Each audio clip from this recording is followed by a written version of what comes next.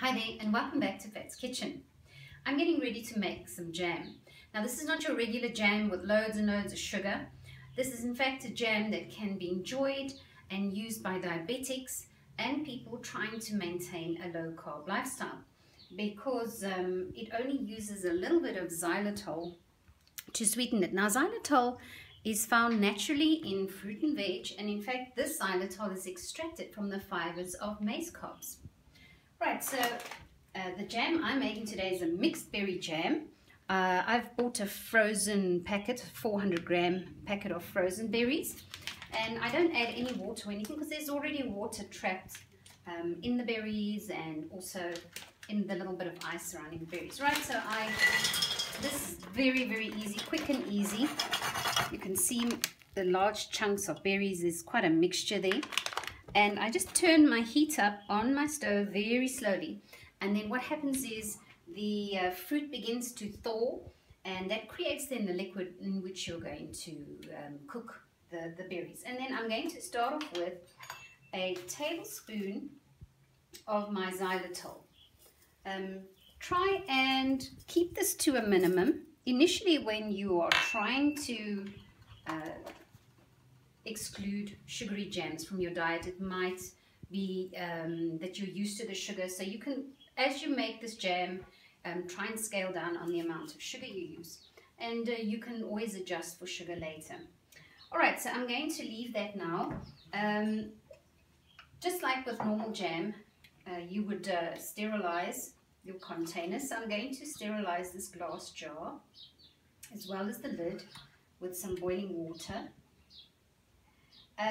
Regular jam that's made with loads of sugar is quite easy to store at room temperature. It has a long shelf life because of all the sugar in it. So because this does not contain the sugar, you need to keep this in the refrigerator. So a small jar like this will last a few weeks, especially in the refrigerator, but it does not have a long shelf life if it's kept at room temperature. Right, we'll come back in a little while when this starts cooking. Right, so the berries are thawed and it's released a lot of liquid, as you can see. And this is what the berries cook in. Now, I'll let it cook very slowly. The slower it cooks, the more the berries break up, and you'll get then a less chunky jam, you'll get a smoother jam, but you could of course use a stick blender if you really wanted a smooth jam. So I'm just going to leave this on low heat and let these berries soften, and eventually it creates, you can begin to see it thickening up as it cooks. So my berries have been slow cooking for quite a while and they've become quite tender. I'm actually able to squash them, and you can barely see the distinction between the different types of berries that there are. Have a look at how thick that looks there. And what I do at this stage is I actually turn off the heat, and because I've got a solid plate, I leave it on the plate for quite a while, and it still continues to slowly cook some more. And then when it's cooler, then I put it into my sterilized jar. Right, so my jam has been sitting on the warm stove plate for about an hour. I just want to show you the consistency. It's got that more solid appearance of jam. You can't distinguish one berry from the other. And what I do is, just to make some of the larger berries smaller, I just take a spoon and I crush it slightly, but I leave mine with a few chunks of berries in it.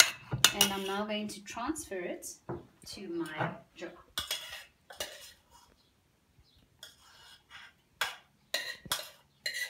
So I'm getting ready to enjoy a low-carb snack.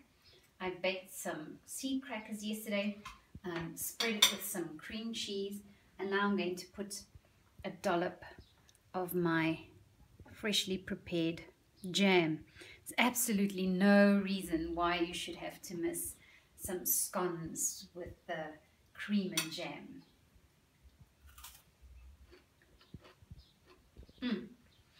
Remember, please to like and to subscribe if you want to see more. And I'll see you again soon.